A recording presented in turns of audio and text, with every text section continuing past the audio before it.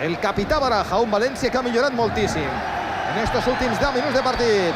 I és que va camí de la final de la Copa del Rei. 16 d'abril la cita.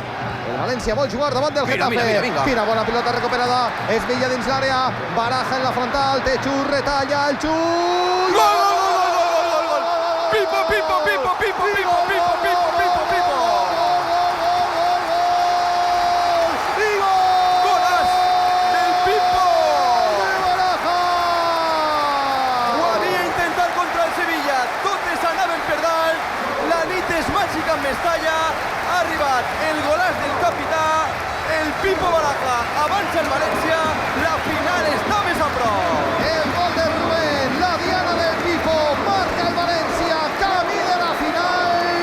És el primer del partit, Carlos. I com ha votat la banqueta del València en veure com ha engaltat en l'esquerra. Quin golaç per tot l'angle de la porteria de Víctor Valdés. Embogís la banqueta, els jugadors i tota l'afició de Mestalla. Li ho va ensenyar el Londres Silva. Quin golaç acabem de veure en Mestalla. Encara està vibrant el públic. En cama esquerra no és la bona del Pipo Baraja.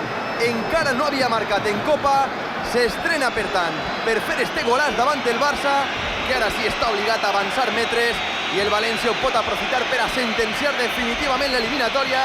Xiula Mestalla, més entregada que mai. El públic de Mestalla davant del seu equip, que està quallant un bon arran de partit, coronat amb este golaç del Pipo Baraja.